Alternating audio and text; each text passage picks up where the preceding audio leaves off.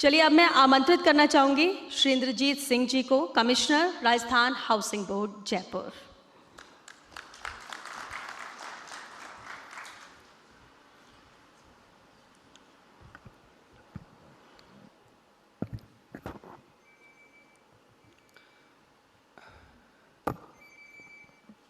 आज की इस कार्यशाला में समस्त उपस्थित अतिथिगण का मैं बहुत बहुत स्वागत करता हूं।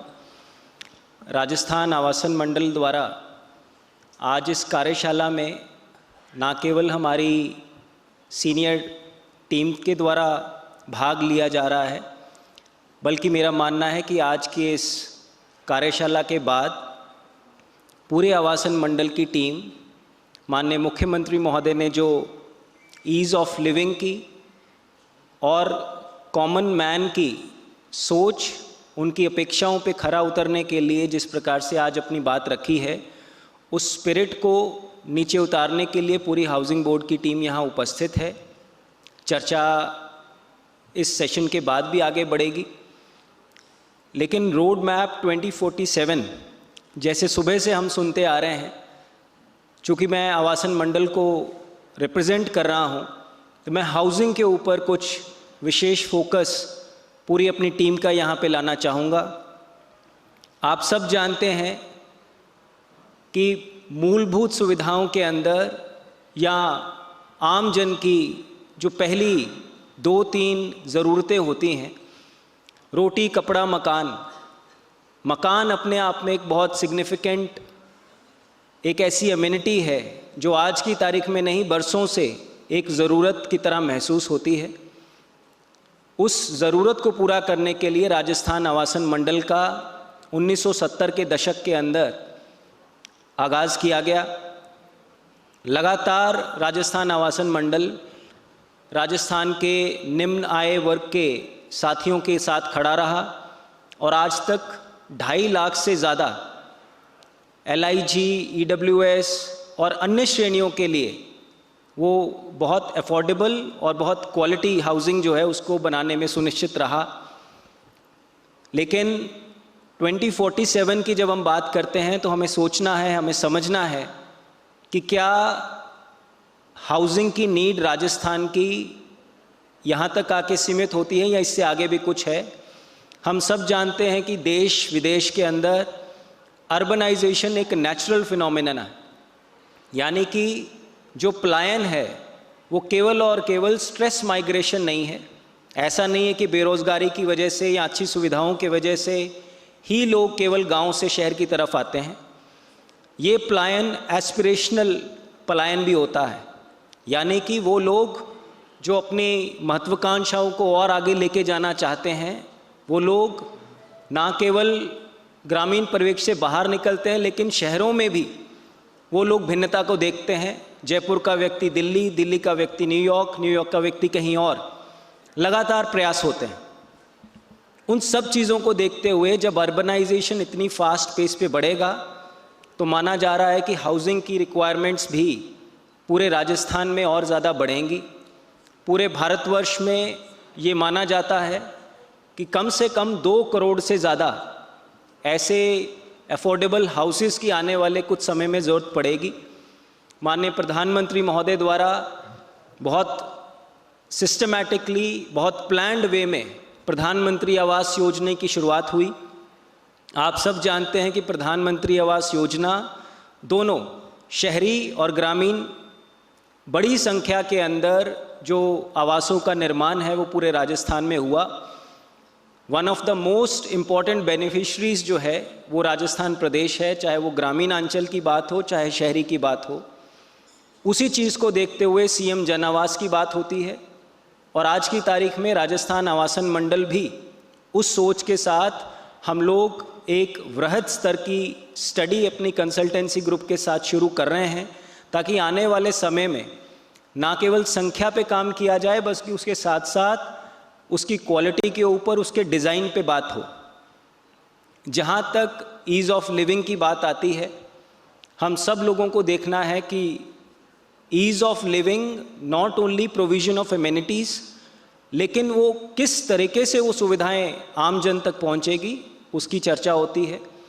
प्रिंसिपल सेक्रेटरी महोदय, माननीय मंत्री महोदय के निर्देशन में यूडीएच डिपार्टमेंट का पूरा आईटीकरण इस समय में वृहद स्तर पे चल रहा है। हम लोग हर प्रोसेस को आईटी से रिप्लेस कर रहे हैं, चाहे वो ऑक्शन की बात हो, चाहे वो सेवाएं देने की बात हो, चाहे कोई शुल्क पे करने की बात हो। प्रयास ये है कि आम व्यक्ति को लाइन में नहीं लगना पड़े, कहीं काउंटर पे नहीं जाना पड़े, किसी ऐसे प्रकार के एक्सप्लॉइटेशन नहीं होना चाहिए जो कि टेक्नोलॉजी से अवॉइड हो सकता है। उस चीज़ को देखते हुए सभी प्रोसेसेस का पूरा सिंप्लीफिकेशन किया जाएगा और हर चीज़ के लिए एक यूनिफाइड पोर्टल बनाया जाएगा, चाहे वो जेडीए के काम हो, हाउसिंग बोर्ड के काम हो, नगर निकायों के काम हो। ईज़ ऑफ लिविंग के अंदर टेक्नोलॉजी को जोड़ा जा रहा है। उसी प्रकार से चाहे हाउसिंग के डिज़ाइंस हों, बहुत लंबा समय हो चुका है कि हम लोगों ने एक फिक्स्ड मॉडल बना के रखा हुआ है 1 BHK 2 BHK, लेकिन लगातार समय बदल रहा है। स्टूडियो अपार्टमेंट्स आ रहे हैं, उनके अंदर किस प्रकार से फ्रेश एयर, किस प्रकार से उसकी बेहतर डिज़ाइन हो ताकि फ्लोर एरिया रेशो को बेहतर तरीके से काम में लिया जा सके। लाइकवाइज जो पब्लिक कम्युनिटीज़ की बात है, चाहे वो सीवरेज है, चाहे वो ग्रीन स्पेसेस हैं, इन सब चीज़ों के ऊपर भी आवासन मंडल को सोचना है और हम लोग सोच रहे हैं।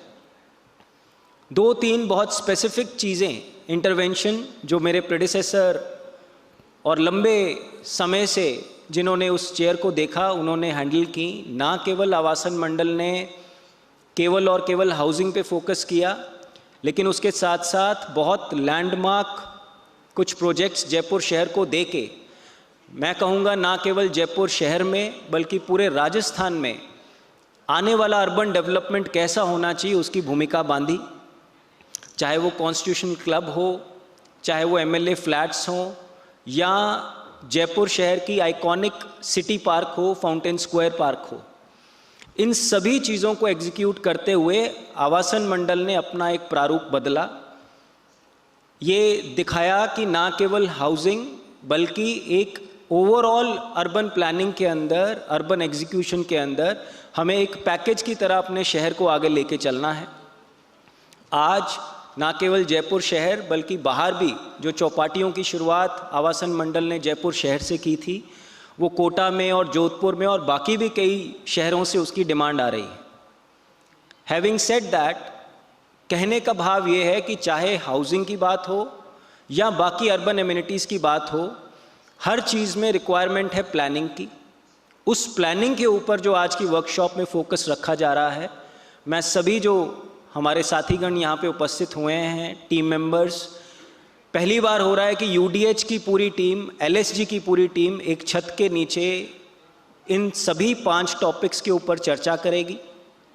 थीमेटिक ग्रुप्स में आप सभी को बांटा जाएगा, आप लोग मंथन करेंगे और वो जो प्रेजेंटेशन है वो प्रेजेंटेशन सेक्रेटरी महोदय के सामने पेश करते हुए ऑनरेबल सीएम के सामने, मंत्री जी के सामने उसको रखेंगे।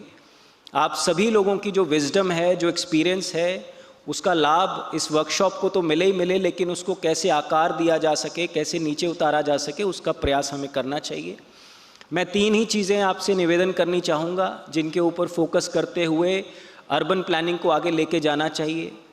सबसे पहली जो फोकस का बिंदु होना चाहिए वो लिवेबिलिटी होना चाहिए। हम सब ने देखा कि लिवेबिलिटी में छोटी से छोटी फैसिलिटी और बड़ी से बड़ी सोच का एक मिश्रण हमें चाहिए। दूसरा जो फोकस है खास करके आवासन मंडल के लिए, वो अफोर्डेबिलिटी होना चाहिए।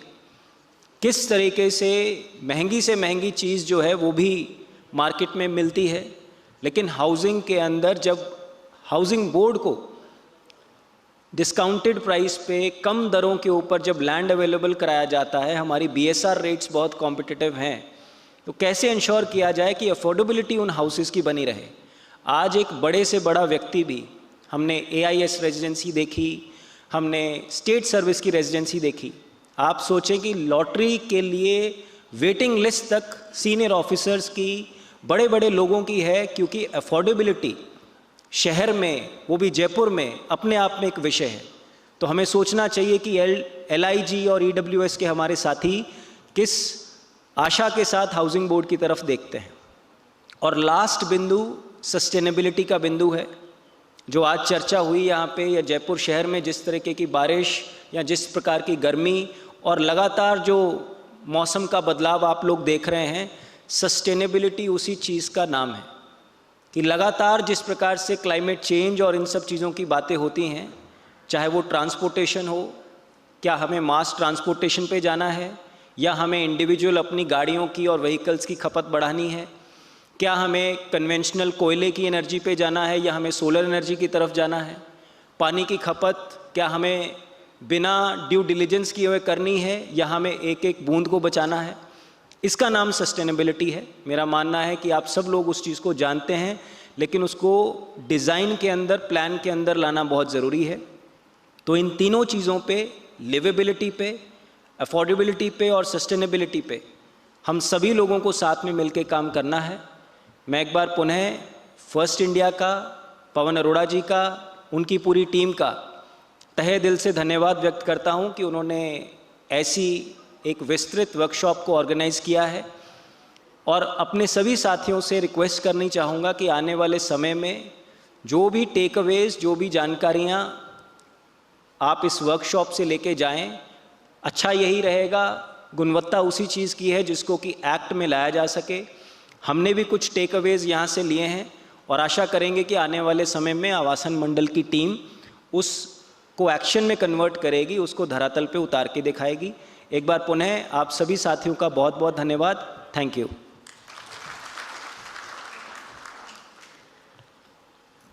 बहुत शुक्रिया इंद्रजीत जी, क्योंकि राजस्थान हाउसिंग बोर्ड की जब हम बात करते हैं तो एक नया आयाम वो पहले ही तय कर चुका है। जिस तरह से प्रोजेक्ट्स का भी जिक्र आपने किया और जैसे कि तस्वीर आप देख रहे हैं हाउसिंग बोर्ड का प्रेजेंट और पास्ट दोनों मंच पर नज़र आ रहा है। और जब कोई विभाग बहुत अच्छा काम करता है तो उस विभाग से और ज़्यादा उम्मीदें हो जाती हैं और ये लगता है कि ये ज़रूर पूरा होगा। और आप लोग की जिस तरह से प्लानिंग है, जिस तरह का विजन है, तो राजस्थान की जनता भी ये उम्मीद लगा कर बैठी है कि बहुत कुछ नया है जो अभी राजस्थान को देखने को मिलेगा आप लोग के ज़रिए ही।